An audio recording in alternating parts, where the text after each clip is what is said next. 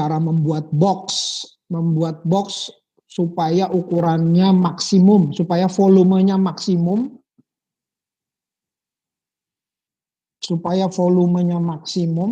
maka mau nggak mau ukurannya harus berapa, kan begitu ya. Ini udah sering lah dulu waktu SMA udah sering melihat ya. Terus saya pakai ini aja deh.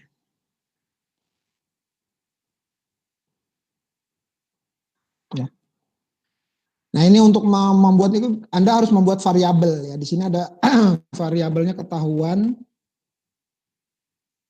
Nah, di sini ada satu variabel, ini Anda harus mau tahu memotongnya ukurannya berapa. Misalkan X, maka ini X jadi ukurannya. Nah, kuncinya ketika Anda melakukan optimasi, bagaimana caranya hubungan antara yang mau dimaksimum minimumkan apa? Di sini yang mau dimaksimum minimumkan adalah volume. Berarti Anda harus tahu hubungan volume di sini apa, ukuran rumusnya apa. Nah, di situ nanti satu rumus itu usahakan jadi satu variabel saja, karena kita masih ngomong tentang satu variabel di sini ya. Jadi nanti kalau variabelnya lebih ada dari satu, maka salah satu variabel harus diubah menjadi variabel yang lain. Gimana caranya? Kalau nanti ada fungsi variabelnya ada dua, yang satu harus dirubah menjadi variabel yang lain. Bagaimana caranya? Harus dilihat hubungannya, begitu ya. Harus dilihat hubungannya. Nah, ini kayak di sini, ini kan panjang kali lebar kali tinggi. Oh, panjang tingginya dianggap X. Oh, berarti panjangnya berarti sekian. Lebarnya berarti sekian juga. Oh, berarti panjang lebar sama tingginya ini cuma satu variabel, yaitu X doang. Tapi nanti kalau misalnya lebih dari satu variabelnya, maka salah satu variabelnya itu harus diubah menjadi variabel yang lain. Gimana caranya? Cari hubungannya. Itu kuncinya di situ sebenarnya. Nah, di sini selebihnya adalah saya rasa Anda sudah paham, bisa melihat ini ya. Ini volumenya kalau diturunkan, nanti volumenya kalau diturunkan sama dengan 0, maka kita akan dapatkan volume maksimumnya tuh di titik berapa. Gitu ya. Nah, mencari maksimum minimumnya sama seperti yang aplikasi turunan pertama, seluruh titik kritisnya harus dicek. Titik turunan pertama sama dengan 0, turunan pertamanya tidak terdefinisi, atau titik-titik belok, atau titik-titik lompatan, atau titik-titik discontinue gitu ya. Sama ujung-ujung intervalnya diperiksa, itu cari maksimum minimumnya ya. Kira-kira begitu. Ini juga sama, ini mau volumenya, ceritanya mau memaksimumkan, bukan memaksimumkan, ini malah meminimumkan ya. Gimana caranya supaya volumenya tetap 1 liter, tapi penggunaan bahan untuk membuat kaleng ini minimum. Jadi selubungnya, selubung atas, selubung bawah, itu pakai rumus luas, Anda cari supaya penggunaan selubungnya, bahan untuk membuat selubungnya itu minimum. Berarti yang diminimumkan adalah luasnya ya, luas ini. Nah, volume itu nanti menjadi hubungannya nih, Oke, ini kita lewatkan saja dulu. Nah, ini adalah step-stepnya. Ini step-step untuk melakukan optimasi. Step pertama menggambar dulu ya, sketsa dulu. Nah, ini makanya penting nih. Kalau kita sudah bisa menggambarkan kondisi yang mau kita selesaikan permasalahannya, itu sudah setengah solusi yang udah dapet ya. Kalau gambarnya aja salah, kalau kita menginterpretasi dari kliennya aja salah, kalau ketika proses requirement atau misalnya proses mengambil info, mengambil data dari customer atau usernya aja salah interpretasi, ya, maka nanti solusinya udah pasti salah ya. Tapi ketika minta apa sih yang mau diselesaikan, kondisi apa sih, bagaimana, terus bisa digambarkan, bisa dibuat sketsanya, itu udah setengah solusi udah ketemu ya. Udah. Selebihnya adalah teknis-teknisnya saja ya. Nah, yang tahap pertama ini yang penting nih, ketika menggambar, mensketsa, terus memformulasikan rumusnya, itu yang menjadi concern kita sebagai mahasiswa, sebagai lulusan S1. Karena kalau udah ngitungnya rumus, kalau udah step 2, step 3 dan seterusnya, itu kan udah ngitung rumus saja. Itu udah bisa pakai aplikasi. Itu sebenarnya yang melakukan harusnya udah kelas D3. Tapi ketika mengambil data, ketika mengolah data, ketika merumuskan menjadi gambar atau model atau persamaan matematika, itu tugas kita. Itu harus kerjaannya S1 ya, itu kerjaan S1. Ini juga sama. Ini bagaimana caranya membuat kotak yang apa nih? Terluas. Anda diminta untuk membuat segi 4 terluas dalam setengah lingkaran tersebut. Berarti ukurannya berapa kali berapa begitu ya. Nah, nanti hubungan sama lingkaran itu ya sama panjang kali lebar ini menjadi sebuah hubungan untuk mencari maksimum minimum. Itu kira-kira ini. Latihannya kemarin mudah-mudahan ini masalah bahasa ya, ini masalah saya yakin mungkin apa namanya agak kesulitan dengan masalah bahasa, nggak apa-apa tapi belajar. Ini saya ambil dari Purcell, pelajari aja tuh solusi dari Purcell. Nanti setelah kalau sudah dikumpulkan kita bahas boleh ini apa sih sebenarnya? Sebenarnya sederhana. Nah ini contoh-contoh maksimum minimum pada bidang ekonomi ya. Ini masalah maksimum minimum marginal itu tuh udah turunan pertama ya, turunan pertama keuntungan. Nah, ini adalah teorema nilai tengah. Nah, teorema nilai tengah ini penting. Ini mungkin dulu waktu SMA nggak diajarin. Ini cuma menjamin, teorema ini menjamin bahwa apa yang mau kita cari itu ada gitu dari sebuah fungsi. Jadi kadang misalnya kita mau melihat sebuah fungsi, ini ada nggak sih maksimum minimumnya gitu ya? Ini ada nggak sih nilai ekstrimnya gitu ya? Nah, mean value theorem ini menjamin nilai tersebut. Jadi ini teorema Rolle dia punya teorem, dia bilang begini, suppose that y sama dengan fx is continuous at every point of the closed interval AB. Misalkan fungsi f adalah fungsi kontinu ya, fungsi kontinu pada interval AB dan diferensiabel at every point of its interval, dan diferensiabel artinya dia punya turunan ya, pada setiap titiknya. Jadi ingat, saya tanya nih, coba jawab, masih ingat nggak nih? Kalau kontinu pasti diferensiabel nggak?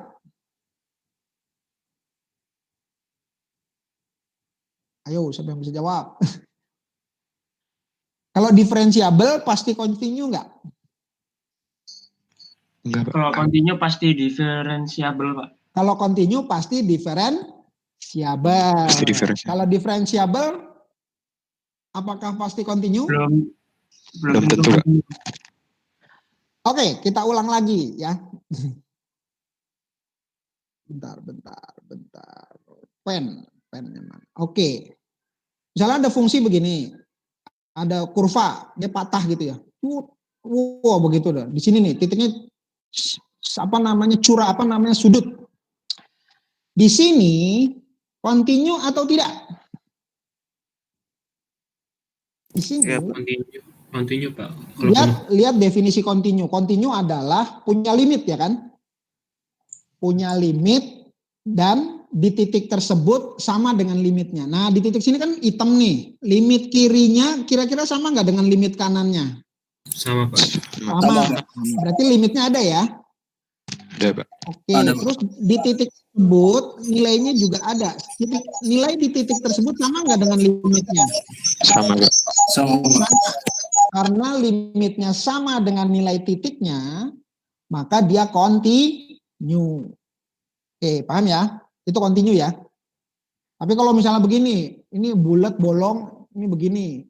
Sudutnya kayak gini. Limit kiri sama dengan limit kanan, benar. Ini limitnya ada di sini. Cuman di titik sini bolong. Maka ini tidak kontinu ya. Ini discontinue. Nah ini kontinu. Kalau kontinu, dia tadi diferensiabel atau tidak?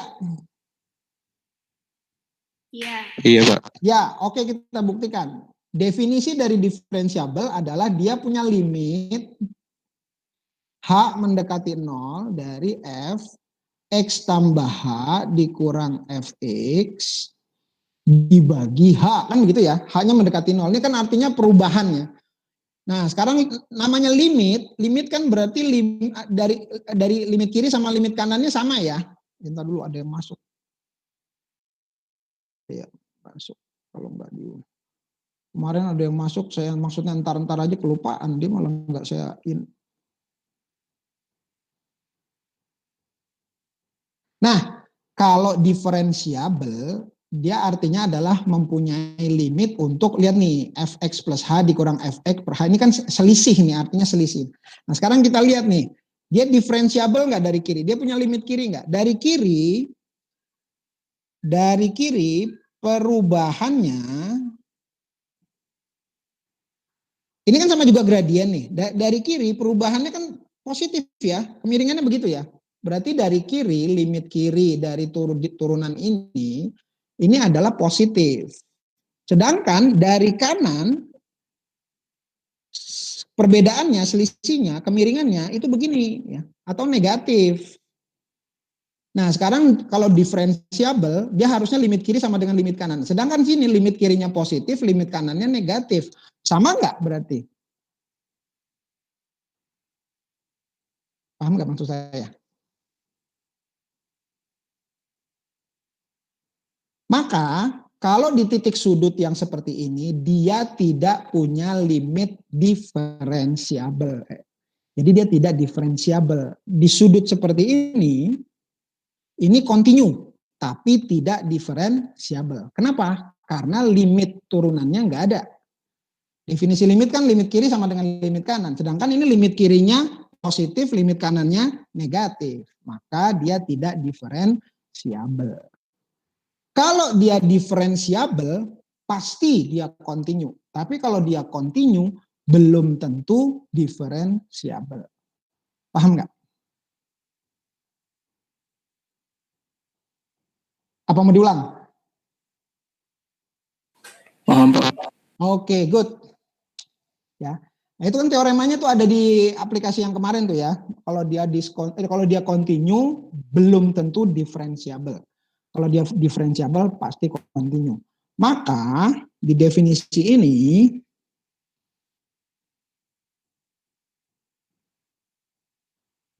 bisa dihapus. Maka di definisi dikatakan nih ya. Fungsinya, kalau fungsinya adalah continue ya, terus juga diferensiabel ya. Berarti dia mulus ya, mulus, nggak ada sudut-sudut itu, nggak ada lonjakan, apalagi ya lonjakan tuh pasti nggak continue ya. Dan diferensiabel pada setiap titik jika FA, nah ini lihat nih, FA-nya sama dengan FB. Kalau FA sama dengan FB berarti kalau ditarik garis kan dia mendatar tuh. Maka dipastikan ada sebuah titik di kurva tersebut ya. Ada sebuah titik di kurva tersebut yang memiliki gradien sama dengan ini nih ya, garis lurus yang menghubungkan FA dengan FB. Logik aja. Misalkan nih kurvanya wah begini-begini lah, kurvanya misalnya begini-begini tuh. Tiba-tiba di sini ada titik FA sama FB ambil sembarang, FA sama FB-nya kalau ditarik ternyata dia lurus begini ya. Maka pasti ada di sini, entah di mana gitu, ada titik yang minimal ada satu titik yang gradiennya sama dengan garis ini. Sama dengan garis yang menghubungkan FA dengan FB. Nah ini namanya teorema nilai rata-rata. Paham nggak maksudnya? Jadi ini menjamin bahwa pasti ada garis, ada titik yang gradiennya sama dengan 0. Kenapa ini sama dengan 0? Karena dia sama ini sejajar kan. Logik aja. Misalnya kita gambar misalnya lingkaran ya misalnya ya. Lalu Anda ambil titik sembarang nih, titik A, titik B, nih A, FB ditarik begini. Pasti di sini nih ini ada garis yang sejajar dengan garis ini, entah di sini, entah di sini. Atau misalnya garisnya A sama B di sini. Maka pasti di sini ada garis yang sejajar dengan yang ini, paralel gitu. Nah, ini sini menjamin bahwa nilai maksimum minimum kalau misalnya FA sama FB-nya ini sama, ya kan di sini jika FA sama dengan FB, maka there is at least one number C in AB di mana gradiennya sama dengan 0. Itu yang menjamin maksimum minimum. Ini disebut teorema nilai rata-rata. Ya.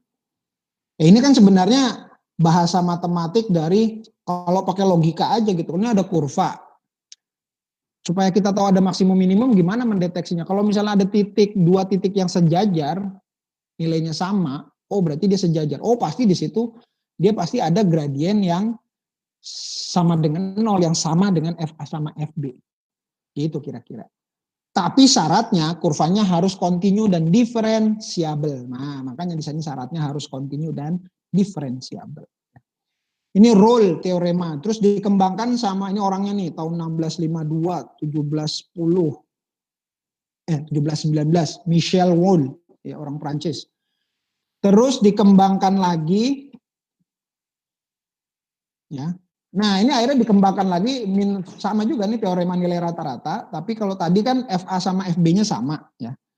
Sekarang bagaimana kasusnya kalau misalnya ternyata kita ambil FA sama FB, ini cuma pengembangan aja sebenarnya, logik aja. FA sama FB-nya nggak sama, tapi kita tarik garis lurus, ya, garis lurus yang menghubungkan FA sama FB.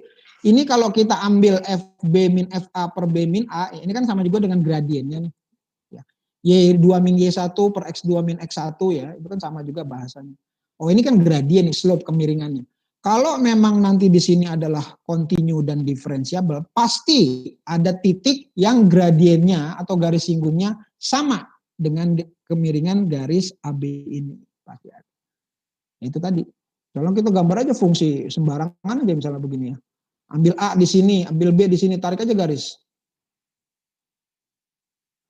Oh, pasti di antara kurva ini ada garis singgung yang sejajar dengan ini ya. Bisa minimal satu, ya. Minimal satu, bisa lebih. Ya. Di sini atau di sini kan gitu ya. Kalau misalnya kurvanya berbolak-balik begini gitu ya. Kita tarik aja ke sini, oh berarti ada banyak nih, 1, 2, 3, 4 nih ada. Nah ini yang menjamin, teorema ini menjamin kalau fungsinya continue dan diferensiabel, lihat syaratnya nih, continue dan diferensiabel pada interval AB, maka ada sebuah titik, yakin minimal ada satu titik yang garis singgungnya sama dengan kemiringan dari titik A dan titik B. Nah yang ini yang mengembangkan namanya Lagrange, Joseph Louis Lagrange, ini juga orang Prancis. Ya, dia mengembangkan dari si Rolle. Sebenarnya ini bukan melanjutkan kerjaannya si Rolle, bukan. Sebenarnya mereka mengerjakan hal yang sama, cuman karena nggak berkomunikasi, karena memang komunikasinya, sebab jaraknya tuh dekat-dekat ya. Saat ini jaraknya tuh dekat-dekat penemuan-penemuan ini. Kita nggak sejarah tidak membuktikan apakah Lagrange ini melanjutkan pekerjaannya Rolle atau Rolle mereka berhubungan atau tidak, karena memang masalah komunikasi zaman dulu. Nanti banyak nih teorema-teorema yang mirip, teorema-teorema yang ini kok mirip sama teoremanya ini, padahal cuma selisih dikit. Artinya kasus yang sama itu dibahas oleh orang yang berbeda dengan definisi yang berbeda, tapi intinya sama. Nanti kita akan temui. Nanti ada deret Newton sama deret Maclaurin, itu deret yang persis sama, cuman pendekatannya berbeda, luar biasa itu ya, ada deret. Nah ini efeknya apa sih? Ini efeknya arahnya kemana sih sebenarnya ya? Akibatnya ini ya, jika f aksen x sama dengan 0 pada setiap titik, kalau f aksen x-nya sama dengan 0, kalau turunan pertamanya sama dengan 0 pada setiap titik, oh berarti kan nggak ada perubahan, paham nggak maksudnya? Di setiap titik kita pilih manapun, turunan pertamanya sama dengan 0, oh berarti tidak ada perubahan, oh berarti fungsi aslinya itu adalah fungsi konstanta, gitu ya.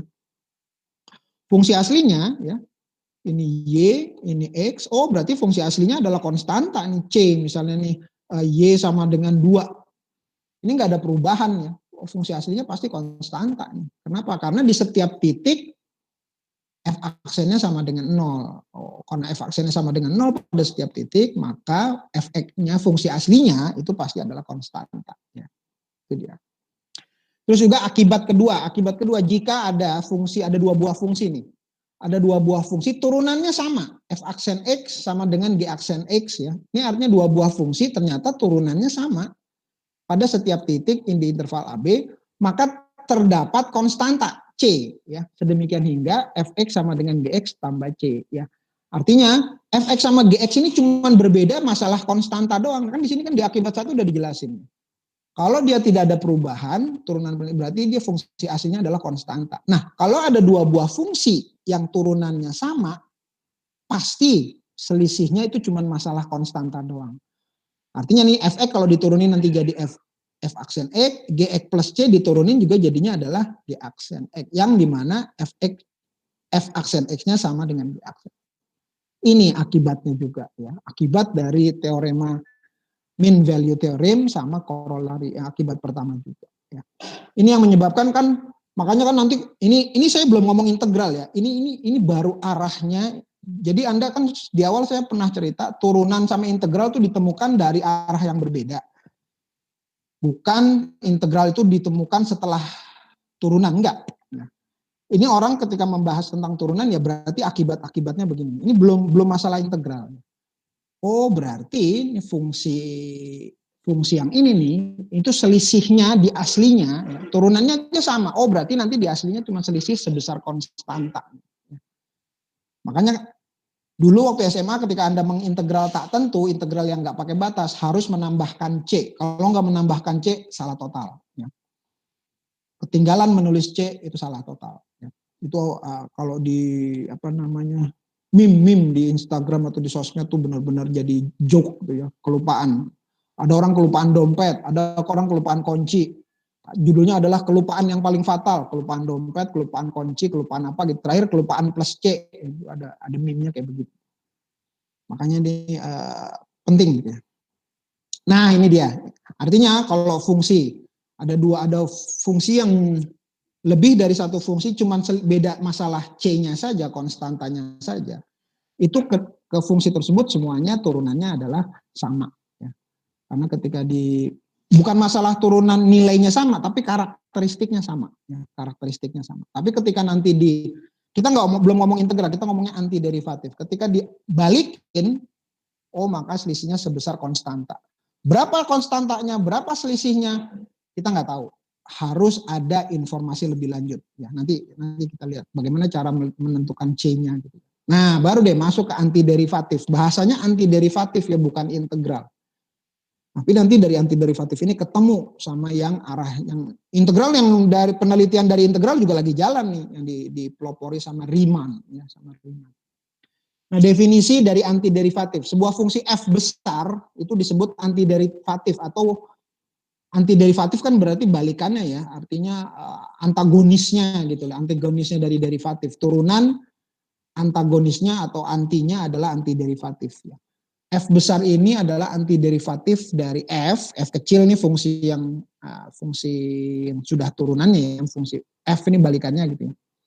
Pada interval I jika, lihat nih, f besar kalau diturunin hasilnya adalah f kecil ya, maka f besar ini adalah antiderivatif dari f kecil. Kita nggak ngomong integral, di sini belum ada istilah integral, belum ada. Contoh, carilah antiderivatif dari setiap fungsi-fungsi berikut ini. 2x antiderivatifnya berapa gitu ya. Kalau misalnya jadi kita 2x ini antiderivatifnya berapa, kita cari fungsi yang kalau diturunin hasilnya 2x gitu ya. Berapakah fungsi anti? Nah, ini kalau dijawab, ini kalau ada yang mau menjawab ya, misalnya menjawab dulu, ketika orang menjawab, mereka akan mencari fungsi yang kalau diturunin hasilnya 2x. Kalau ini bisa nggak ya, misalnya fx sama dengan x kuadrat plus 6. Bisa nggak ya diturunin? Oh bisa. Jadi kalau ini, contoh pertama ini, carilah antiderivatif dari fungsi-fungsi yang ini. Ini jawabannya banyak sekali ya. X kuadrat tambah 6 bisa. Fx misalnya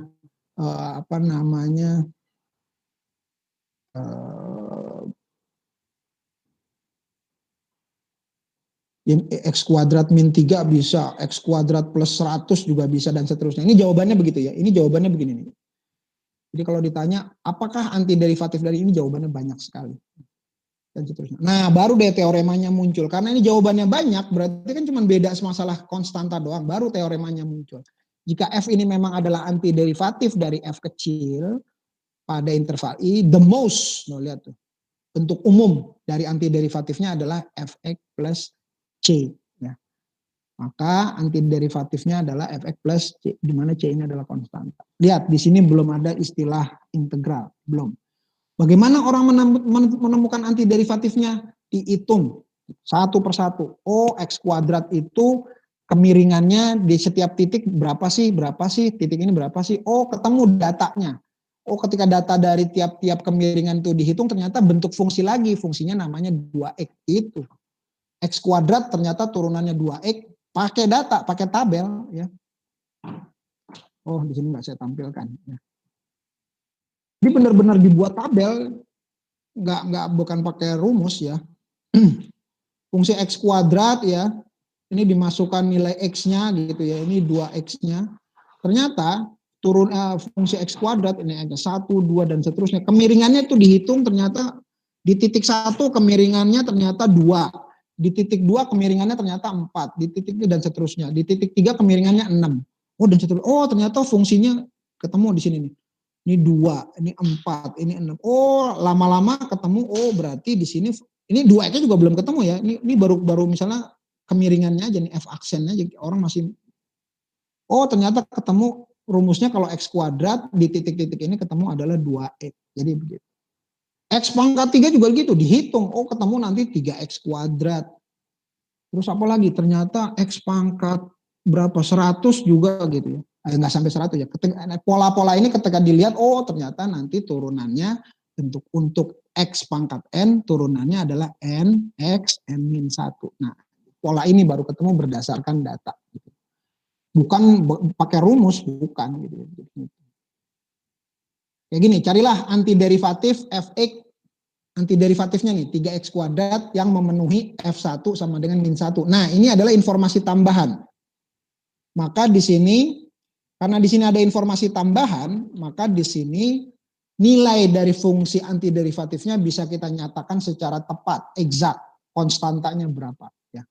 Nah, karena derivatif X pangkat 3 adalah, karena X pangkat 3 ini adalah derivatif dari, 3X kuadrat ini adalah derivatif X pangkat 3, ini dapatnya dari mana? Ini sama sekali belum menggunakan rumus ya, belum menggunakan N, X pangkat N itu turunannya adalah N, X pangkat N-1, ini belum, kita belum ngomong ke sini. Ini orang pakai data aja, pakai benar-benar empiris. Karena turunan derivatif dari X pangkat 3 adalah 3X kuadrat, maka ini general antiderivatifnya, Fx-nya adalah X pangkat 3 plus C. Nah, C-nya ini berapa? Kita masukkan nih data ini nih, karena di sini ada info fungsinya nanti kalau dimasukkan 1 nilainya harus min 1. Maka kita masukkan ke sini 1 pangkat 3 plus C sama dengan min 1. Oh, berarti C-nya min 2. Karena C-nya min 2, maka Fx-nya sama dengan ini yang dilakukan. Nah, ini disebut dengan masalah nilai awal, problem, initial value problem. Ya. Nah, ini nanti yang akan digunakan ketika nanti kita mau menyelesaikan permasalahan di luar. Ketika nanti Anda dapat fungsi, Anda harus bingung startnya dari mana. Biasanya kita pakai informasi-informasi terdahulu. Biasanya kita pakai informasi-informasi penelitian sebelumnya. Tapi kalau nggak ada, mau nggak mau kita harus nebak. Initial value problemnya kita harus nebak. Prediksi, perkiraan. Kalau tebakan kita dekat ke solusinya, maka nanti iterasinya, pengulangan untuk mendapatkan solusinya jadi sedikit. Tapi kalau misalnya tebakan kita jauh dari solusinya, ini memang seperti apa sih, trial and error gitu ya, mencari jawaban. Memang begitu kan, di alam ini kita mencari jawaban kan nebak-nebak dengan melakukan penelitian, dengan melakukan pola, pendeteksian pola, baru habis itu ketika polanya jelas baru dibuat teori gitu. Nah, ini yang dilakukan ketika memunculkan antiderivatif. Baru deh diteliti seluruhnya. Oh, fungsi f x pangkat n general antiderivatifnya adalah ini. Kan kita tahunya ini rumus integralnya ya. Oh, integralnya ini integralnya ini. Bukan, ini berdasarkan ini kalau dicari turunannya gini. Cos atau sin kalau dicari sin, kalau kita buat kemiringannya kita hitung satu persatu kemiringan dari fungsi sin di setiap titik. Dia jadi fungsi lagi ternyata. Fungsinya ternyata jadi cos. Oh, berarti turunan sin adalah cos. Turunan cos dipelajari lagi polanya di titik-titik, setiap titik di fungsi cos. Oh, ternyata kemiringannya sama dengan sin tapi terbalik. Oh, berarti turunan cos adalah min sin. Kan gitu. Terus diteliti juga kalau cosnya misalnya kx, oh ternyata dapatnya seper k. Gitu. Ini ngitung, benar-benar dihitung berdasarkan pola ya. Karena memang oleh geek, orang-orang yang pasti senang dengan pola, senang dengan matematik, ini benar-benar dihitung. Dari ini bukan berarti yang nomor 6, 7 ini juga dilakukan dengan cara menghitung, enggak. Ini kan basicnya di sin, di x pangkat n. Cos itu kan basicnya di sin. Sekan, kosekan juga basicnya di sin. Ya. Tangan juga basicnya kan di sin juga, sin sama cos ya. Sin per cos jadi tangan ya. Bukan berarti nanti yang nomor 6, 7 ini semua dilakukan juga, enggak. Ini berdasarkan penelitian yang sin sama cos ya. ketemu yang tangen, kotangen, dan seterusnya. Ya. Eksponensial juga sama. E itu berapa sih? Masih ingat nggak? E itu angka bilangan berapa E? Halo? Bilangan Euler Pak 2,7 sekian, 2,3 kalau nggak salah. Good. Dapatnya dari mana? Ada yang tahu nggak? Itu dapatnya dari yaitu Ntar dulu, siapa tuh yang kok bergema nggak jelas? Dapatnya dari kalau saya dari 1 per X Pak. good. Iya benar, luar biasa. Itu ketika itu orang iseng banget ya. Saya kagum nggak sih Anda sama orang-orang dulu itu tuh? Ada nemu aja gitu. Iya jahil bener gitu loh, maksudnya jahilnya begitu, aneh banget ya. Kok mau ya gitu ya?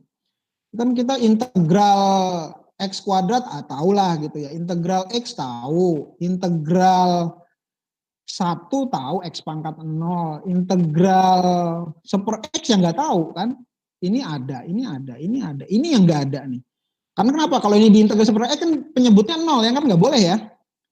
Yang ini integral X pangkat min 2 ada, integral X pangkat min 3 ada, ini dan seterusnya ke bawah ada. Ini ke atas sebenarnya ada. Ini doang yang aneh nih kan. Integral 1/X kok nggak ada ini. Kenapa ini nggak ada? Karena kalau ini nanti mengikuti pola yang ini ya.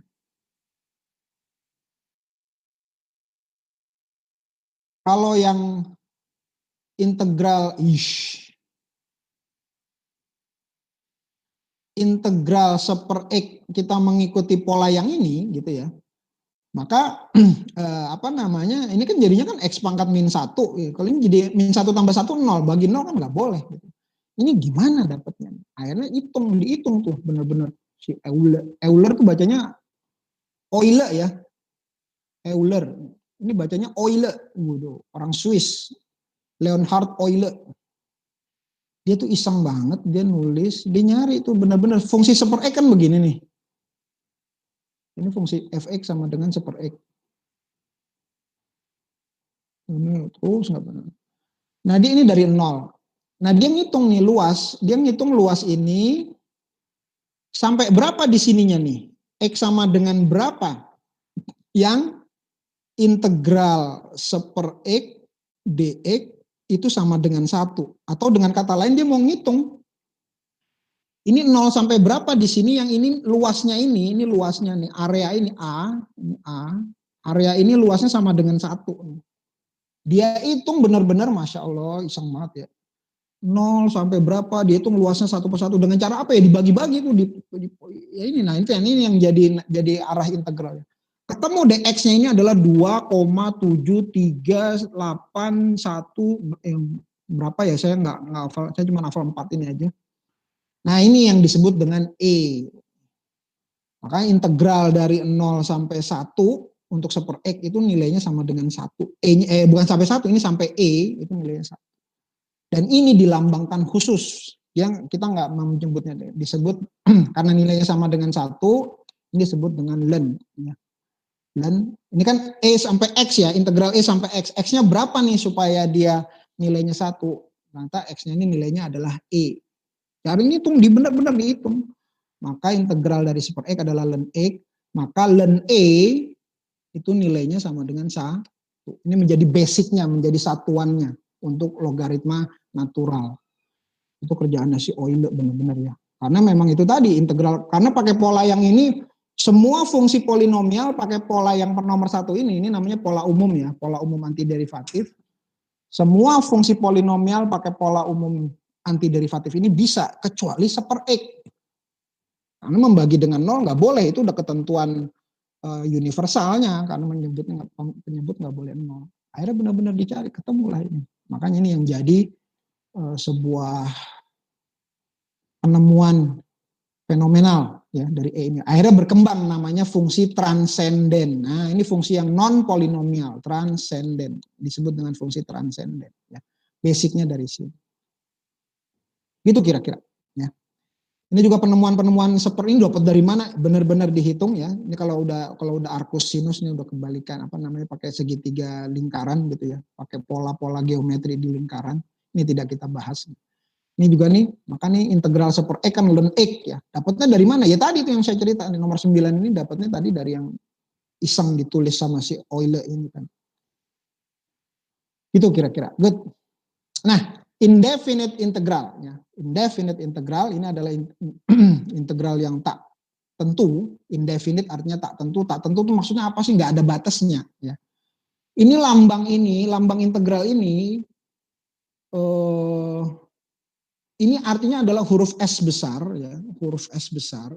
Tapi ini belum ke arah sana. Ini itu yang dari arah integral ya, dari arah si Riemann. Ini lambang ini itu adalah lambang sum sebenarnya, cuman bentuknya besar gitu ya, penjumlahan. Jadi memang menjumlahkan. Jadi Anda ketika mau mengintegral, ini berapa sih luas daerah ini nih dari A sampai B, ini berapa sih area ini? Berarti kita jumlahkan kecil-kecil, pakai sum dijumlah. Maka ini collection of all antiderivative of f is called the indefinite integral of f with respect to x and in. Nah ini dia. Koleksi dari seluruh antiderivatif. Makanya integral ini itu hasilnya nanti antiderivatif f besar e itu harus ditambah c gitu ya. Nah ini dia, harus ditambah c ya. Itu karena ini indefinite nggak ada batasnya, nggak ada informasi lanjutan. Tapi kalau ada batasnya, c-nya ngilang ya. Kalau misalnya batas bawah batas atasnya ini ada, berarti itu ada informasi lanjutan ya. Ada informasi initial value problemnya ada ya. Inisial nilai awalnya ada, maka nilai c-nya ini hilang. Tapi kalau misalnya kita nggak ada indefinite, nggak ada batasnya, maka Anda harus menambahkan ini ya, variabel ini. Maka integral 2x dx, x kuadrat tambah c, integral cos adalah sin x plus c. Gitu. Sampai batasnya ini ada jelas, maka konstanta ini bisa ditentukan lebih lanjut. Nah ini definisinya nih, antiderivatif dari ini adalah ini adalah konstanta arbitrarinya. Sebenarnya kan kita kalau mengintegralkan langsung aja, cuman kalau secara ilmiahnya atau secara ilmuannya kita harus mendefinisikan berdasarkan definisinya. Ternyata mengintegral penjumlahan sama juga dengan menjumlah integral-integralnya. Mengintegralkan perkalian itu sama konstanta, ternyata konstanta sama juga dengan konstanta dikali dengan integralnya. Nah ini makanya konstanta bisa keluar, yang ini juga bisa keluar. Itu ada. Nah dari masing-masing ini keluar konstanta, sebenarnya ini ada C1-nya, ada C2, ada C3 ya. Masing-masing dari integral ini, kita belum ngomong integral, masing-masing dari antiderivatif ini mengeluarkan konstanta, karena ini indefinite. Nah konstanta C1, C2, C3 ini kita jumlahkan lagi, nanti kalau dijumlahkan lagi hasilnya adalah konstanta yang lebih besar, sama-sama konstanta. Nanti kalau untuk matematika tingkat lanjut, teknik ini digunakan untuk tricky, membuktikan teorema atau menggugurkan teorema, itu nanti kita menggunakan konstanta-konstanta yang muncul di setiap antiderivatif ini. Itu kalau yang matematika tingkat lanjutnya. Kayak tricky aja. Latihan. Nggak usah lah, ini nggak usah PR nih, gampang. Oke, selesai. Ini selesai dulu untuk yang pertama. Sampai sini ada yang mau bertanya atau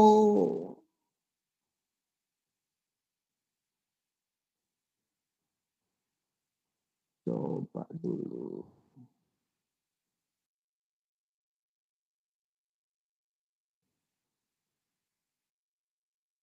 Oke. Nah, ini materi ini sudah saya share di emas ya. Sudah saya share di emas.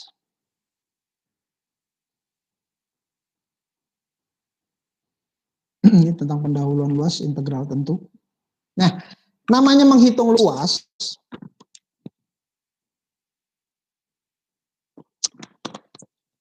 Namanya menghitung luas, prinsipnya cuma satu. Ya.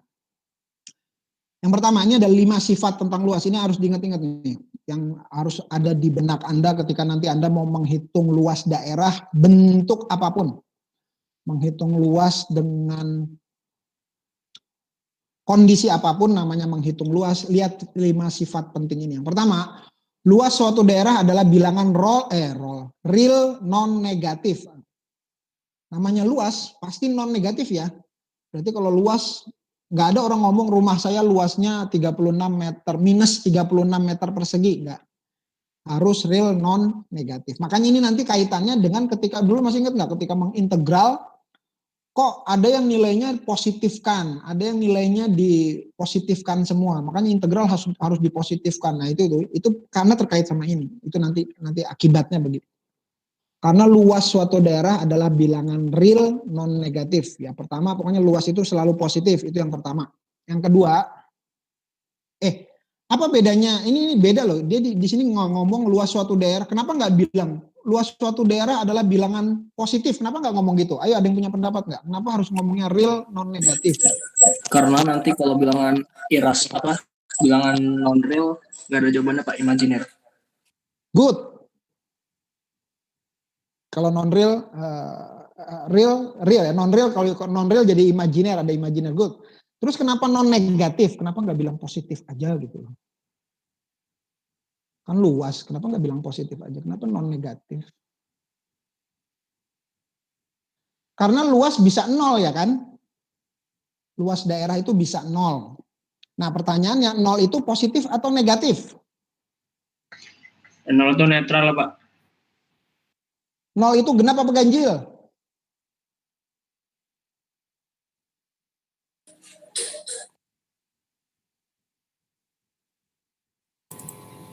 Definisi bilangan genap adalah habis dibagi 2. Salah satunya definisi bilangan genap tuh banyak loh ya. Kalau mau tahu dari mana lihat di Instagram, banyak sekali itu definisi bilangan genap. Apa yang dimaksud dengan bilangan genap?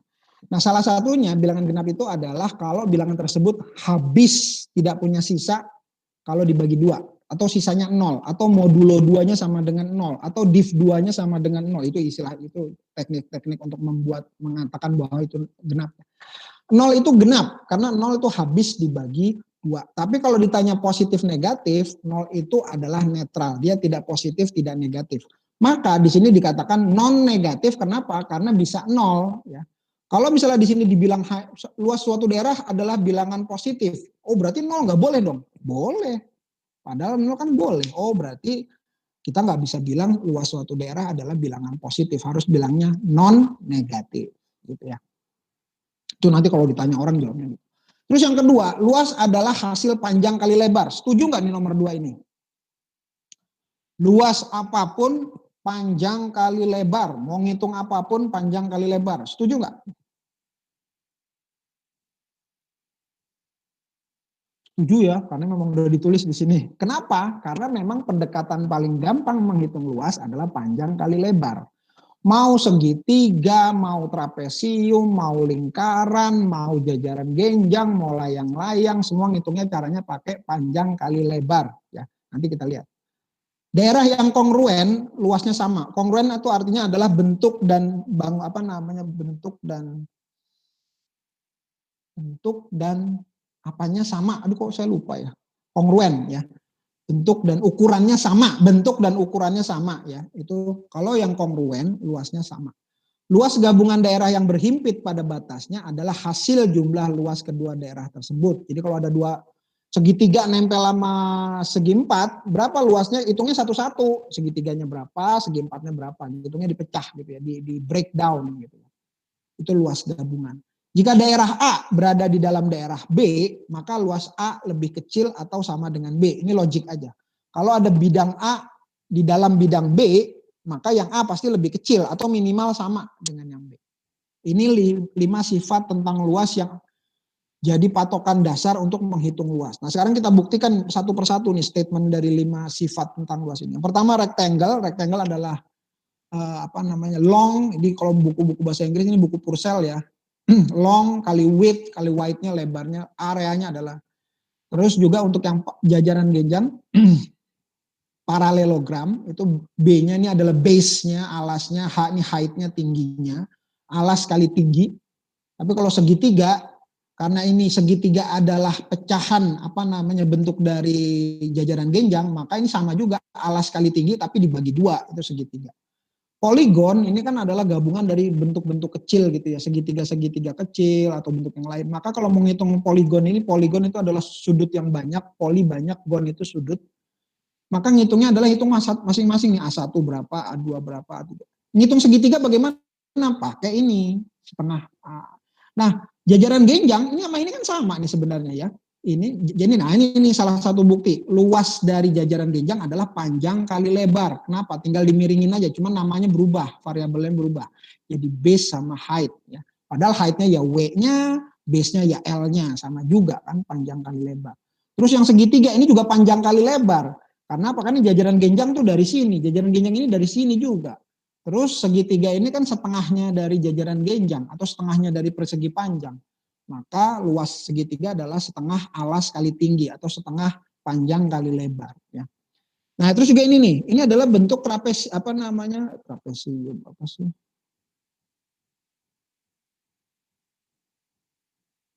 Benar ya, tapi lihat ini adalah segitiga. Segitiga kan tadi base-nya kan dari jajaran genjang, base-nya dari persegi panjang. Kita buktikan ini, lihat video kecil ini nih.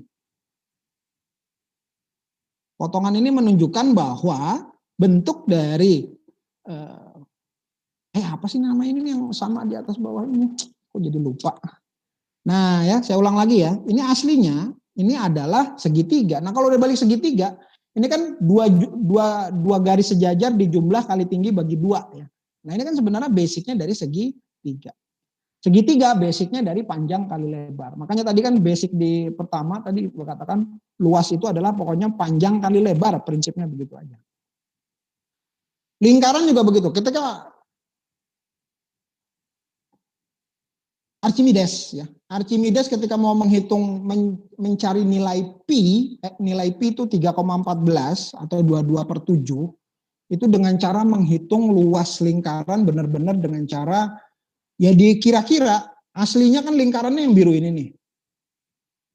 Berapa nih luas lingkaran ini? Coba didekati dengan persegi P1. Oke, dapat, bisa ya. Untuk memperkirakan aja sih bisa, cuman masih ada error kan, errornya segini nih. Tetap lingkaran basicnya adalah panjang kali lebar. Oh, gimana caranya supaya errornya yang kecil ini errornya makin kecil? Bagaimana kalau kita kurangi lagi tuh bentuk perseginya. Nah, kita bentuk jadi seperti ini, jadi segitiga-segitiga kecil nih ya, segitiga-segitiga kecil. Oh, yang P2 ini errornya lebih kecil dibandingkan P1, pasti kelihatan secara logis. Berpikir lagi kan orang makin ide lagi, oh gimana supaya lebih kecil lagi nih, kita buat lagi poligonnya dibuat lebih kecil lagi nih. Polinya jangan, ini yang tadinya sudutnya ada 8 ini disebut jadi 16 ya, ini dibikin 16. Oh jadi segitiganya ada 16. Dan seterusnya, makin lama kan secara logika kita bisa mendapatkan luas lingkaran dengan presisi atau kesalahan yang minimal. Seberapa minimal yang kita butuhkan? Ya tergantung kita. Makanya kan saya pernah cerita masalah dimensi kita. Kita butuhnya sampai seberapa akurasinya. Tiap orang beda-beda, tiap makhluk dimensinya beda-beda, tiap bidang kedokteran, sains, mesin atau teknik elektro atau psikologi mereka butuh error untuk mengambil keputusan itu beda-beda ya, beda-beda ya. Itu tergantung bidang. Nah, pendekatan dari dalam ini namanya pendekatan inklusi ya, inklusi. Pendekatan dari dalam ya, dia mendekati lingkarannya dari dalam. Kalau ini mendekati dari luar sama juga. Kalau ini pendekatannya errornya underestimate ya. Errornya underestimate, kalau ini errornya overestimate. Jadi nanti kalau yang di sini taksirannya kelebihan, selalu kelebihan. Kalau di sini taksirannya selalu kurang. Nah, ini juga sebuah metode. Jadi gini, kalau kondisi misalnya gini, ketika kita mau nyari luas lingkaran, kalau nanti hasilnya kelebihan itu malah berbahaya, maka lebih baik Anda dekatinya dari dalam, paham tidak? Tapi kalau nanti ada sebuah kasus, kalau Anda nanti hasilnya kalau kurang itu malah berbahaya, lebih baik Anda mendekatinya dari luar, jadi dari overestimate dulu pendekatannya. Nah, maka pendekatan ini ada 2 macam, bisa yang underestimate, bisa yang overestimate. Tapi ya untuk mendekatinya tetap aja, kan akhirnya lama-lama intinya kita mau mendekati lingkaran ini ya. Kedua ini, P3 sama T3 ini errornya sama-sama kecil, cuman bedanya kalau P3 ini nanti hasilnya underestimate. Ya. Selalu kurang dari aslinya, tapi kalau yang ini selalu lebih dari aslinya. Kenapa ada 2 pendekatan ini ya? Itu tadi, ada beberapa hal yang berbahaya kalau terlalu kurang, ada beberapa hal yang berbahaya kalau kelebihan. Makanya itu pendekatannya. Nah ini dia pi yang tadi saya cerita, ini pi ini bagaimana menghitung pi. Pi itu adalah perbandingan antara keliling lingkaran dengan diameter ya. Pi itu adalah perbandingan keliling. Jadi kalau misalnya lingkarannya besar berarti ya keliling lingkaran dibagi diameter hasilnya selalu konstan yaitu pi 22/7. Tapi pi itu berapa sih? Pi itu kan kalau dihitung sampai 3,4 dan seterusnya nih sampai miliaran. Bahkan sampai ada lombanya kalau di Eropa itu atau di Amerika itu ada lomba menghafal pi gitu. Nah ini pi lihat nih. Zaman Babilonia 1800 BC sebelum Masehi, before century, itu koreksi desimal di belakang komanya cuma 1. Jadi zaman Babilonia tuh pendekatan pi dapatnya baru 3,1. Mesir 1600 sebelum Masehi masih 3,1. Archimedes, nah ini yang tadi yang saya cerita tentang Archimedes ya. Archimedes ini dia yang pendekatan ini. Dia sudah mampu mendekati sampai 2 digit di belakang koma ya. 3,14 dia udah dapat tuh. Terus Liu Hui tahun 263 dan Su Chongqi, orang-orang Cina, India ya, Mongolia itu jago-jago matematik ya. Mereka menemukan sampai 5 di belakang koma, 6 di belakang koma dan seterusnya. Bayangkan tuh. Ini nama-nama orang yang berhasil menemukan angka pi sampai berapa digit di belakang koma. Ya, ini belum pakai yang sampai sini belum. Nah ini dari Ferguson ini udah mulai menggunakan kalkulator ya. Tapi Shang itu 527 nggak pakai kalkulator dan seterusnya. Sampai yang ini tahun 2010, ini 2010 aja udah 10 tahun lalu ya, dia udah 5 triliun di belakang koma. Nah, perkembangan digit koma di belakang pi ini ada istilahnya namanya life of pi. Pernah nonton nggak filmnya? Life of pi. Itu kan jadi sebuah inspirasi film ya. Ini sebenarnya judul film itu diambil dari perkembangan nilai pi ini disebut dengan life of pi. Itu ada yang masuk apa ngechat tuh? Saya nggak bisa lihat. Oh, tapi nanti ada namanya Ramanujan. Anda pernah dengar nggak? Nah, Ramanujan. Silakan di googling deh, di googling. Kalau Anda kan pakai komputer tuh, cari deh Ramanujan. Ini orang India. Saya udah cerita ini belum? Jangan-jangan saya udah cerita ya. Halo?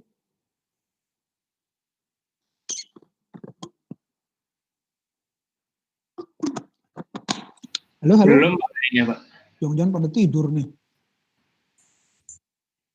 Lihat aja ya di googling ya Ramanujan. Cuman saya kasih contoh aja nih. Kenapa dia sangat spektakuler pada Perang Dunia Pertama. Dia tuh ngirim bukan proposal, 35 lembar pembuktian matematik ke Royal Mathematical pokoknya perkumpulan matematika di Inggris. Dia nulisnya begini nih. Dia nulis salah satunya ya, dan banyak sampai 34 lembar gitu ya. 1 ditambah 2 ditambah 3 ditambah 4 dan seterusnya sampai tak hingga. Itu menurut Anda sama dengan berapa? Menurut Anda kira-kira?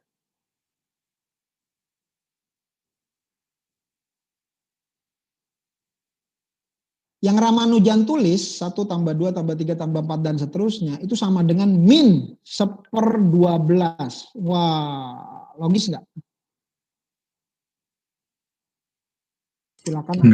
Silakan Anda googling. Kalau mau tahu pembuktiannya mendingan lihat di YouTube. Kalau baca pusing deh, mendingan lihat YouTube. Orang-orang udah banyak membuktikan pakai videonya di YouTube.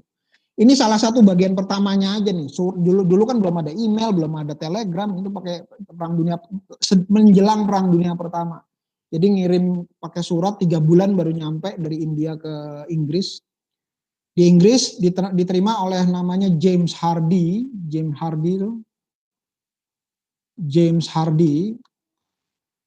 dia baru lihat langsung dicemooh tapi nggak dibuang untungnya ya. Ini apa sih ngaco nih orang kan 1 tambah 2. Terus di saat isengnya dia lihat lagi pembuktiannya, Masya Allah ternyata benar. Semua yang ditulis Ramanujan ini benar. Ada lagi 1 kuadrat tambah 2 kuadrat tambah 3 kuadrat dan seterusnya sama dengan 1/36.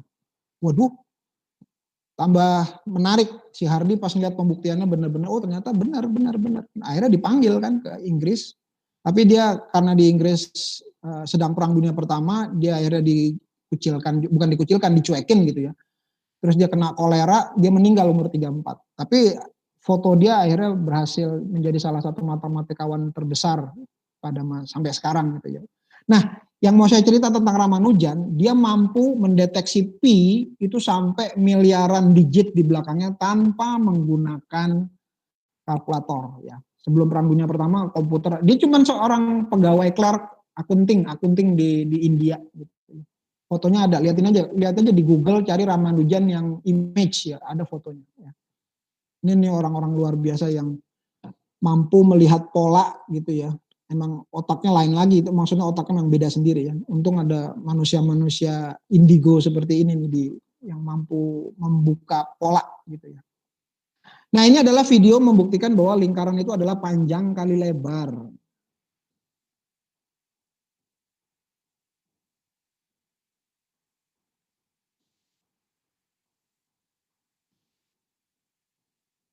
Dipecah jadi kecil, pai kecil seperti pizza, kalau digabung mendekati segi 4, Kecilin lagi pai pizzanya, potongan pizzanya, dan seterusnya. Akhirnya jadi limit kan. Oh, jadinya segi 4.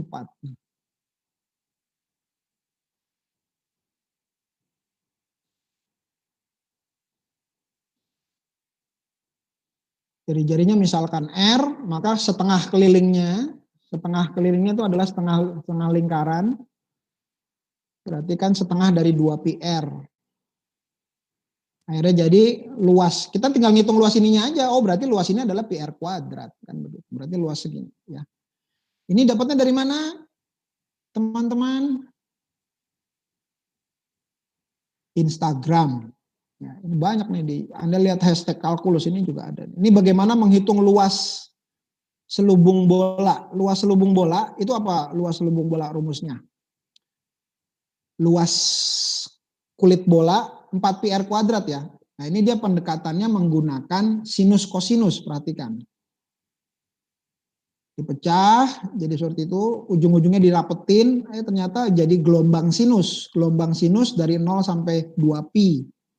Nah, dari 0 sampai 2pi diintegral, itu hasilnya adalah integral sinus adalah cos, tinggal dimasukkan 0 sampai 2pi, masukkan nanti hasilnya, ketemu nilainya adalah 4 PR kuadrat ya. Ini kalau diulang, penjabaran ini kan luar biasa. Makanya di Instagram itu pembelajaran gini untuk memahami itu lebih. Nah, sama akhirnya kan ketika kita mau menghitung luas ini, luas daerah R tidak dapat dihitung dengan rumus biasa sederhana. Lihat 5 prinsip luas tadi. 5 prinsip luas tadi berarti ngitungnya pakai persegi panjang. Ya udah kita dekati aja dengan persegi panjang. Nah, ini adalah pendekatan persegi panjang yang di luar nih ya, dari luar. Ini overestimate ya.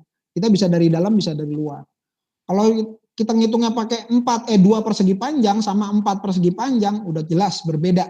Yang ini errornya pasti lebih banyak dibandingkan yang ini. Arah dari cerita saya rasa Anda sudah bisa menebak gitu ya, saya mau cerita kemana sebenarnya. Ini juga, nah kalau yang ini dari dalam, underestimate, ini pendekatan underestimate ya. Kalau yang tadi ini pendekatan overestimate. Ya.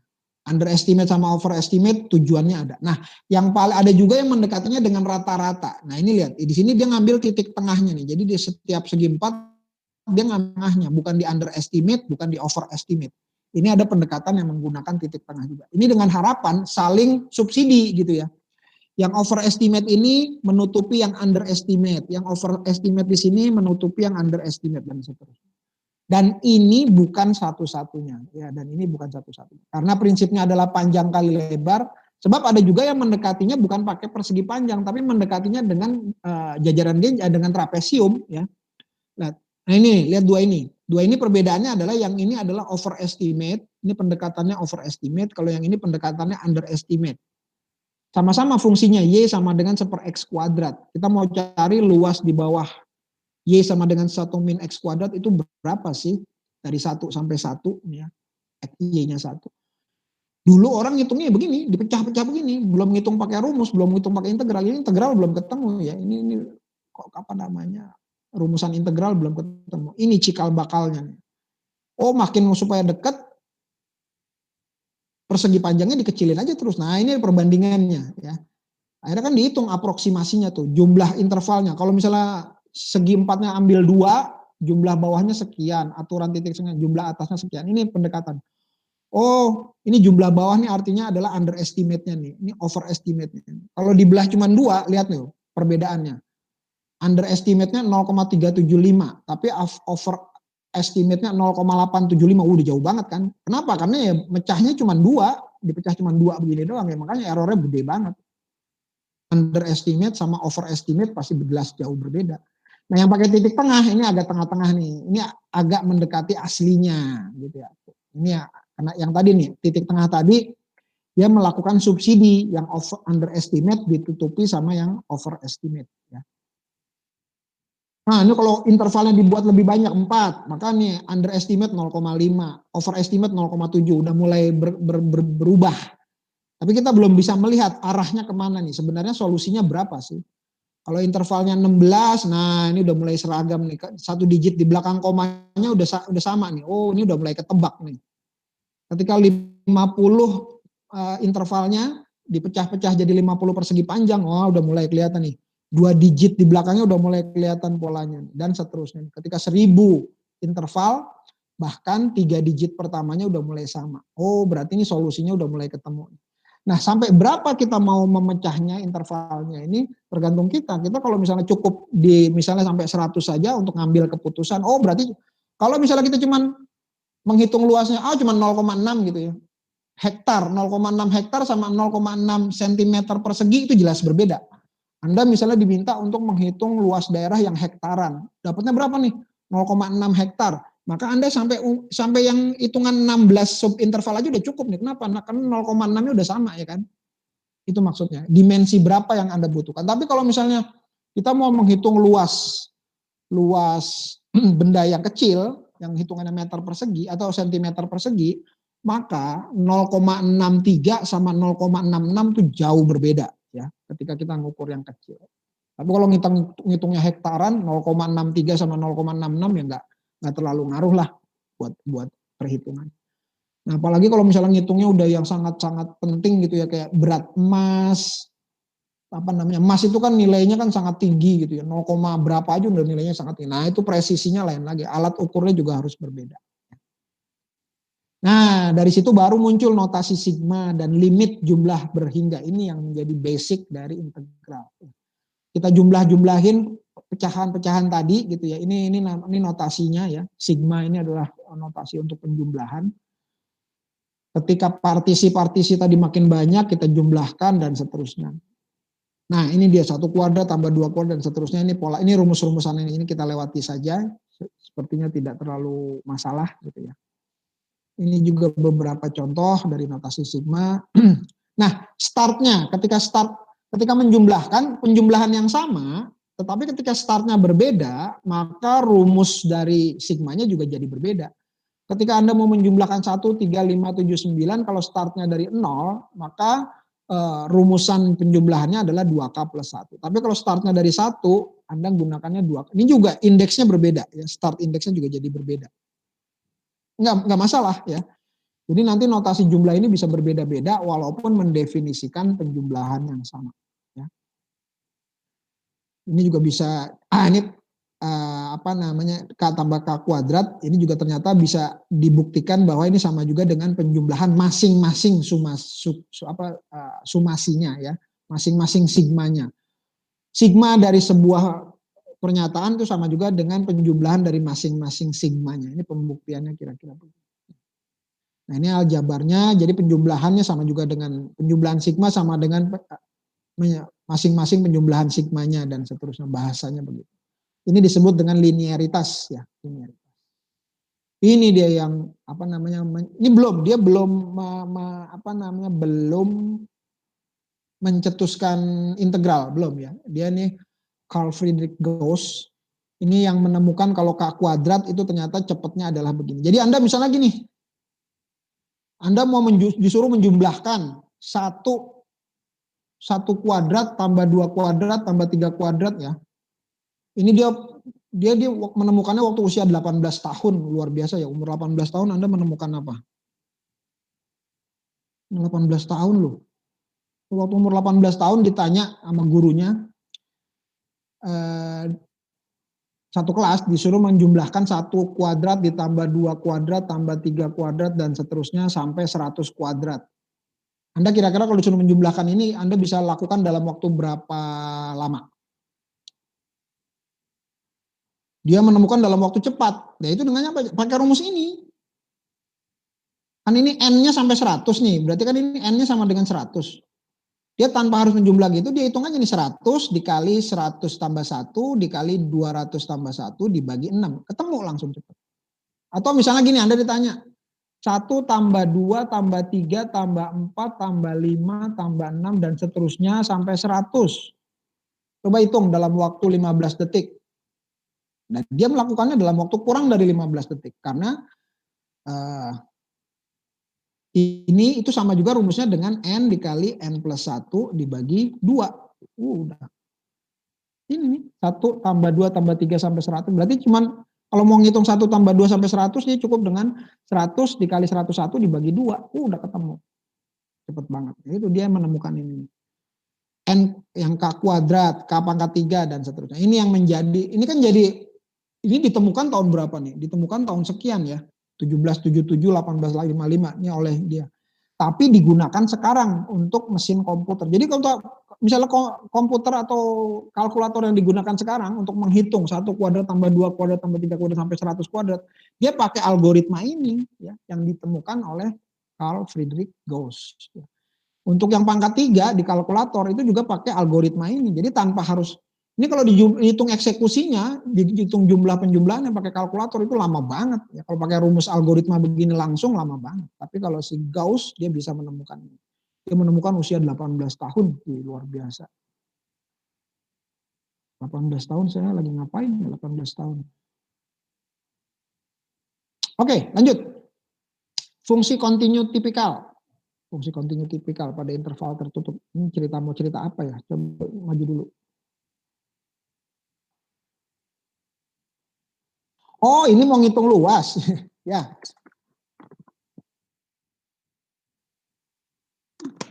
Jadi ceritanya ini mau menghitung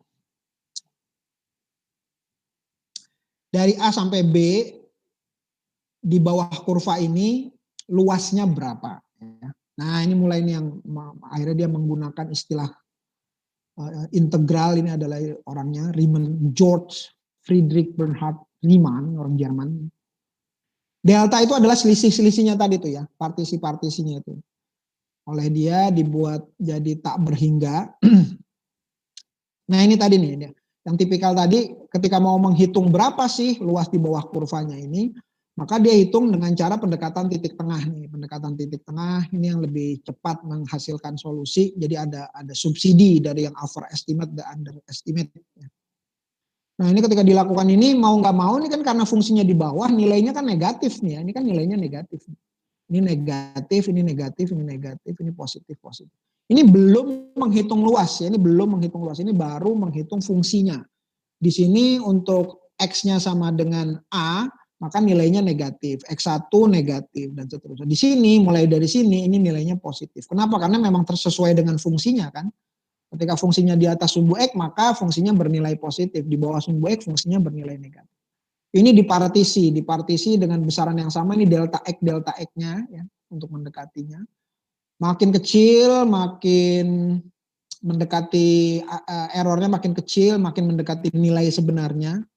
Maka keep in your mind bahwa memang ketika kita mengukur sesuatu, kita nggak akan pernah dapat nilai aslinya, kita selalu dapat nilai pendekatan saja. Gitu.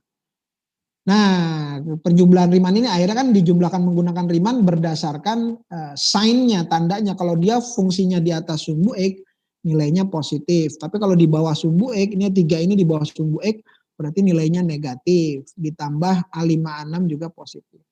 Berapa nilai A5, berapa nilai A6? Gampang, tinggal lihat hitung aja delta X-nya dikali fungsinya tingginya berapa. Delta X-nya dikali fungsinya berapa. Ya. Maka masing-masing dari A5, A6 ini bisa dihitung luasnya. Kalau mau presisi makin kecil. Nah ini latihan bagaimana untuk notasi, ini latihan merubah dari notasi empiris menjadi notasi sigma. Rubah notasi-notasi ini menjadi notasi. Kalau yang ini rubah notasi sigma menjadi notasi empiris. Saya rasa bisa lah ini ya. Nah, baru deh masuk ke integral tentu nih. Definite integral, integral tentu artinya batasnya atas bawahnya ada. Nah, batas atas bawahnya ada ini berdasarkan indeksnya. Ketika indeksnya ada, maka batas atas bawahnya ini juga ada. Ya. Misalkan f adalah fungsi yang terdefinisi. Nah, ini bukunya saya pakai buku Purcell. Ya. Perhatikan di sini notasi limitnya. Integral, apa namanya integral? Notasi Riemann ini mulai menggunakan limit. Nah, ketika mulai menggunakan limit, karena partisinya itu sangat kecil, kan dibilang sini partisinya mendekati 0.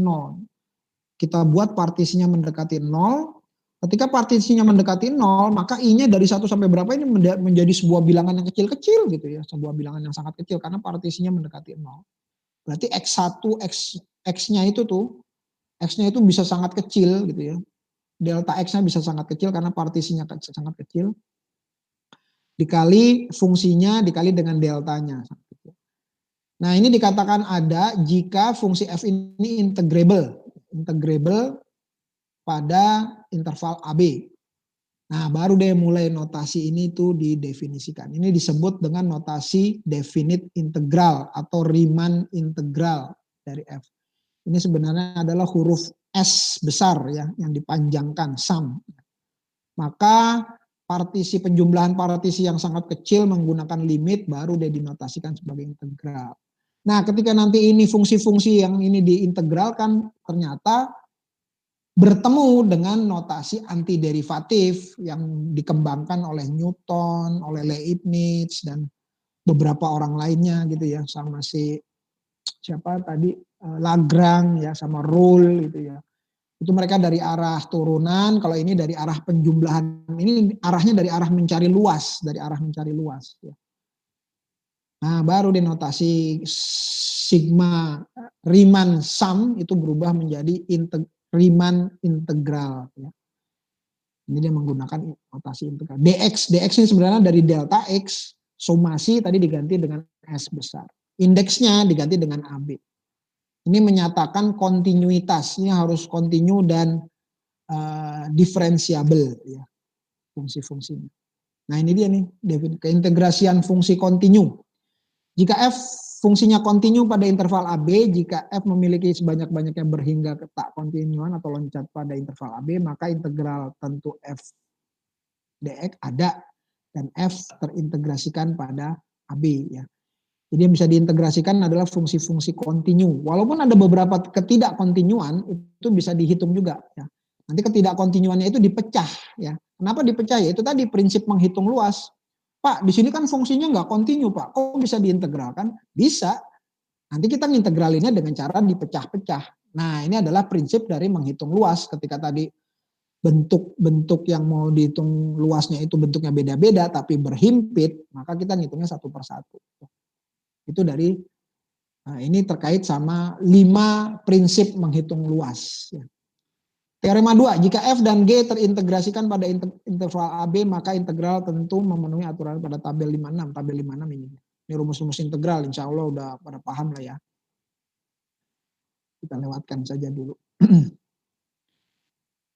Oke, nah ini dia nih, integral misalnya nih, ada sebuah fungsi ternyata dia discontinue di titik B, ya udah kita ngitungnya dipecah aja dari A sampai B, dari B sampai C. Ini kan pakai prinsip menghitung luas, kita pecah-pecah gitu. Tahu makanya ada istilah kita. Ini walaupun misalnya ini lompat gitu ya, ini kan kebetulan B-nya nih berhimpit. Kalau misalnya di sini A sampai B terus ada jeda kosong dari ada lagi di sini sampai sini, ya udah hitungnya satu persatu aja. Ini menunjukkan fungsi maksimum minimum. Kalau ada fungsi yang lebih besar daripada fx, ini ada yang fungsi yang lebih kecil dari fx gitu. Ini sifat, ini penjelasan dari tabel 56 ya. Ini penjelasan dari tabel 56. Ini nih nomor 6 nih maksimum minimum.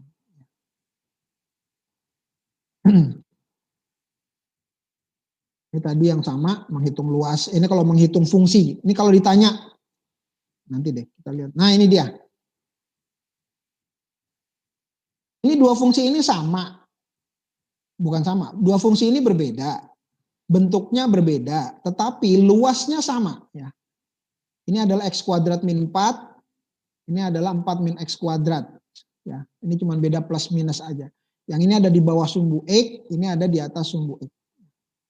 Jadi ini kalau dihitung luasnya sama. Tetapi kalau ditanya integralnya berbeda. Ya, lalu saya maju dulu dikit. Nih dia nih definisinya. Jika Y fx tidak negatif dan terintegrasikan pada interval tertutup AB, maka luas daerah di bawah kurva Y adalah integral. Nah, jadi kalau ada fungsinya. Jadi kalau ada fungsi tidak negatif seperti ini, maka luas daerah di bawah kurva adalah hasil integralnya. Tapi ini definisinya nih, Akibatnya, nah ini akibatnya.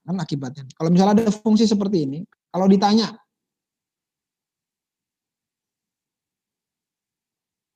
nih pertanyaannya ya, contoh 7. Ada fungsi seperti ini, hitunglah yang pertama definite integralnya. Ini artinya hitung integralnya. Integralnya dari 0 sampai 2pi untuk fungsi sin X. Berapa integralnya? Kalau integralnya, ini karena yang ini positif, ini negatif, maka positif akan dikurangi yang negatif. Maka nanti yang A jawabannya itu adalah 0. Karena yang ditanya adalah integralnya. Tapi kalau pertanyaannya area, berapakah luas area antara grafik fx dengan sumbu X, berarti antara grafik ini, grafik Y terhadap sumbu X. Maka kalau yang ditanya area, berarti area ini ditambah area ini, ya, yang negatif dipositifkan. Lihat pertanyaannya. Jadi nanti kalau ada pertanyaan, hitunglah integral ini atau cuma lambang integral saja, gitu ya, lambang integral saja dari berapa sampai berapa. Kalau memang nanti negatif ya negatif. Tapi kalau pertanyaannya berapa luasnya, maka yang negatif harus dipositifkan. Ya. Contoh di sini nih. Ya. Nah ini kan yang pertama, ketika ditanya berapa definite integralnya, maka ini kalau di definite integralnya masukin 0,2p, hasilnya adalah 0. Tapi kalau ditanya berapa luasnya, berarti Anda harus hitung satu persatu. Ini berapa, ini berapa. Jadi pecah dari, karena kan tadi kembali ke prinsip luas. Luas nggak boleh negatif. Luas daerah yang berhimpit harus dihitung satu persatu. Maka di sini, ini nggak boleh negatif dan dihitung satu persatu. Yang ini dihitung dulu berapa, ini dihitung. Kalau ini negatif harus dipositifkan. Bisa kan dipositifkan tuh bisa macam-macam caranya tuh. Bisa dikali dengan negatifnya, atau dimutlakan, atau batasnya dibalik, ya. Itu di caranya. Tapi kalau dalam universal orang matematik di seluruh dunia, ketika mau membuat sesuatu jadi positif dengan cara dimutlakan, itu yang paling universal adalah dengan cara dimutlakan. Maka di sini untuk jawaban A itu jawabannya adalah 0. Kalau ditanya definite integralnya, tapi kalau ditanya berapa areanya, dilihat areanya, maka areanya adalah 4. Ya, berdasarkan hitung. Ini berdasarkan definisi ini, jika Y fx tidak negatif dan terintegrasikan pada interval tertutup, maka luas daerah adalah integralnya kalau dia tidak negatif. Makanya di sini kan ditunjukkan gambar ini nih. Dua gini luasnya sama, cuman kalau di integral, kalau yang ditanya integral, maka yang ini nilainya negatif, kalau yang ini nilainya positif. Tapi kalau yang ditanya luas, maka dua-duanya luasnya sama. Ya. To keep in mind ya tentang integral. Lihat pertanyaannya, lihat apa yang dimaksud. Gitu ya. Summary. Oh ini summary adalah bagaimana teknik integral. Pertama subdivide ini artinya adalah dipecah-pecah, dibelah-belah sampai zero, sampai at zero gitu ya, sampai mendekati 0 pecahannya. Lalu diintegrate atau dijumlah subinterval itu diintegrate itu artinya kan digabung. Integrate kan diintegrasikan, bergabung. Lalu add the absolute values of the integral. Ini kalau find, lihat kata-katanya di sini. To find the area ini luas. Kalau luas maka diabsolutkan nilainya. Jadi kalau misalnya ilustrasi, kalau misalnya kita mau menghitung integralnya berapa, berarti ini yang positif nanti dikurang negatif. Ya. Lihat nih, kalau mau hitung integralnya berapa, berarti yang up dikurang yang down. Ya. Daerah yang di atas dikurang yang down. Ini kalau ditanya integralnya. Ya. Selesai. Soal. Ya. Oke, sampai sini ada pertanyaan?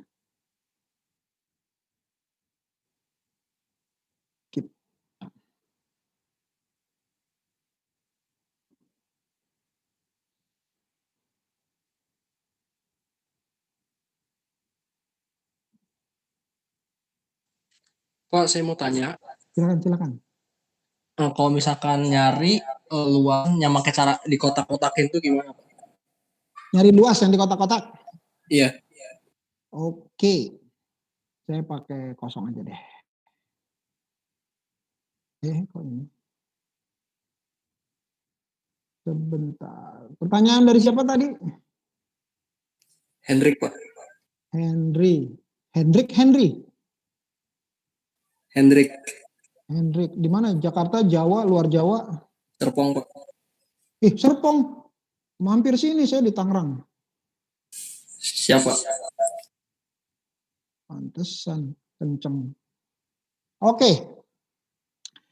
Jadi ketika menghitung luas, misalnya nih, Anda dapat kasus, entahlah, misalnya di teknik, Anda dapat elektro ya, atau coba hitunglah luas daerah ini nih, kan gitu ya. Berapa nih luas daerah ini?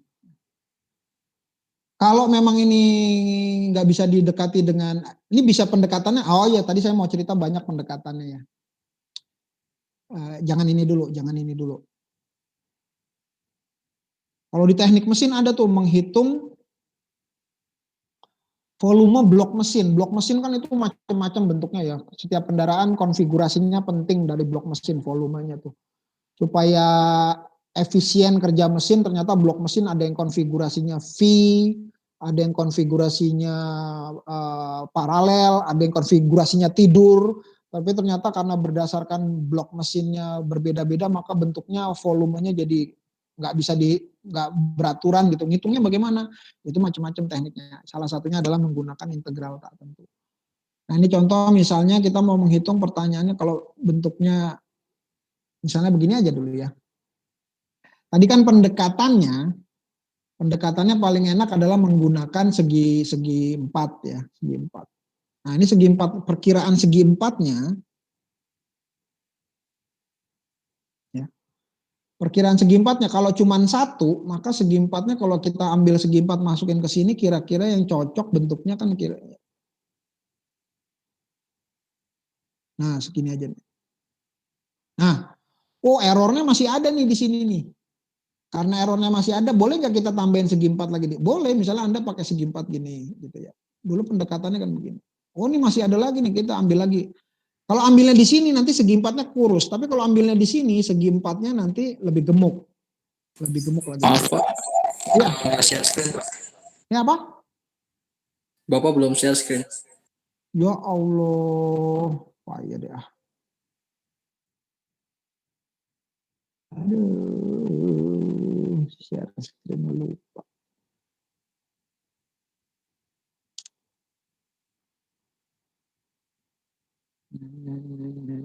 Aku pakai ini aja deh. Tadi saya pakai yang kertas kosong sebenarnya, tapi ini aja deh.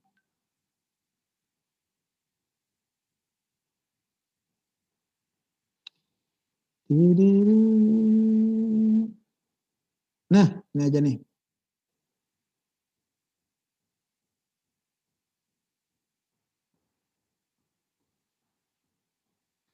Tadi itu saya gambar. Bagaimana kalau kita menghitung luas yang begini daerahnya gitu ya. Ini bagaimana nih? Tapi kita pakai yang ini dulu ya.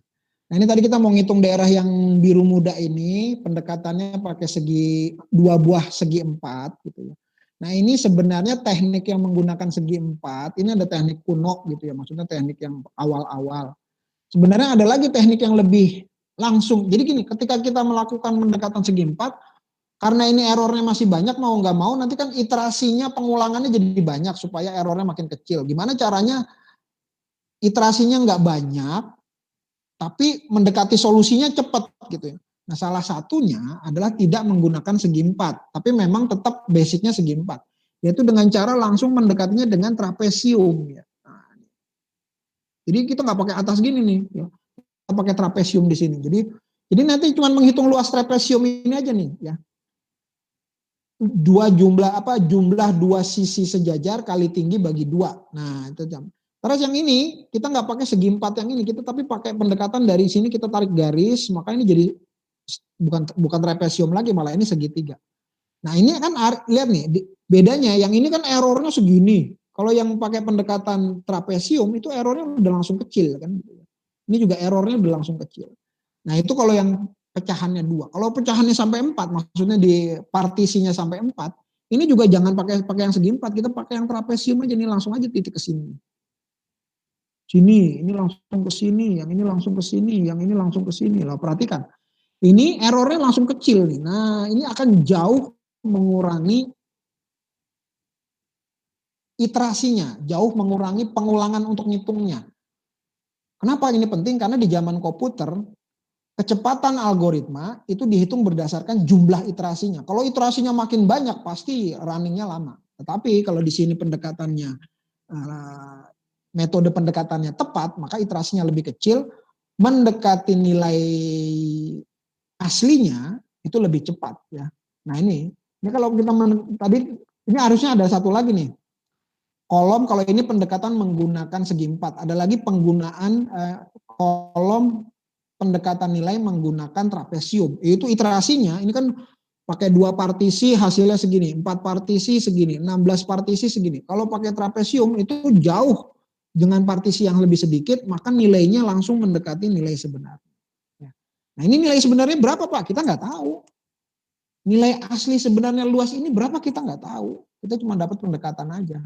Tapi dengan teorema limit kita bisa mendekati sedekat mungkin gitu ya. Kita bisa mengasumsikan dia sedekat mungkin. Oh ternyata luas ini Y sama dengan 1 min X kuadrat. Itu ketika dipartisi sekecil mungkin, ternyata nilainya itu sama seperti nilai, ini kan integral dari berapa? Dari 1 sampai 1 nih, fungsinya 1 min X kuadrat. Oh ternyata ini sama juga dengan nilai, kalau ini kita anti derivatif kan, ini sama juga dengan fungsi X min sepertiga X pangkat 3, kita masukkan nilainya adalah dari 0 sampai 1. Oh, dari 0 sampai 1. Nah, berdasarkan empirisnya ternyata nilainya sama dengan ini. Ini pendekatan dari sisi luas. Yang nantinya ternyata nanti ketemu. Yang nanti ternyata pendekatan ini ketemu nih di pendekatan dari Riemann ini ketemu sama pendekatan dari Newton. Ya. Dari Newton. Kok hilang itu ya. Sama dari Riemann itu arahnya. Riemann mendekati dari mencari luas, Newton mendekati dari perubahan kemiringan. Itu ketemu di situ. Menjawab nggak kira-kira tadi? Siapa tadi? Hendrik. Menjawab Pak. Oke. Nah, masalah integralnya, integral ini apa, integral ln apa, integral log apa, saya tidak bahas lagi di sini ya. Anda baca di latihan ya. Rumusnya ada. Rumus bakunya gitu ya. Ini ada satu PPT lagi tapi sudah tinggal berapa menit lagi nih. Nanti buat hari Rabu aja deh ya. Oke, sampai sini ada yang mau tanya lagi silakan. Kira-kira dapat nggak sih esensinya gitu? Saya nggak menjelaskan kayak waktu SMA, saya menjelaskan esensi aja. Pak mau nanya dong Pak. Monggo silakan. Ini kan nanti kan ini bakal ini kayak pengantar integral ya Pak ya, deret itu. Nanti kira-kira kita bakal ini nggak apa harus latihan ngitung deret juga atau nanti langsung skip ke integral langsung Pak? Langsung karena ke integral. Kan oke karena ngitung deret agak ribet ngapalin ini. Nanti deret ada lagi setelah ini kalkulus 1 ya. Oh Anda nggak dapat? Enggak, ini kalkulus 4 SKS Pak. Oh kalkulus 4 SKS ya? Oh Anda nggak dapat. Dapat nanti setelah UTS. Oh itu lebih seru lagi. Ada sama Pak Edi. Oke. Kalau ini cukup langsung, ini sama lah ntar ujiannya sama kira-kira kayak waktu SMA lah. Cuma langsung integral aja. Atau nanti habis UTS, wah itu baru deh seru tuh. Ada Newt, ada Taylor, ada Maclaurin, ada deret ganti tanda. Good, pertanyaan bagus. Ada lagi? Oke, karena tidak ada, saya rasa hari ini cukup sekian. PR ya, kumpulkan Selasa, terus nanti hari Rabu saya beri tugas lagi terkait yang integral setelah pertemuan hari Rabu. Oke, kalau tidak ada hari ini cukup sekian. Insya Allah semua sehat. Sampai berjumpa kembali hari Rabu jam 1 insya Allah. Assalamualaikum warahmatullahi wabarakatuh. Waalaikumsalam warahmatullahi wabarakatuh. Terima kasih Pak. Terima kasih Pak. Terima kasih Pak. Mohon izin, mohon Mohon izin. Ya, siap.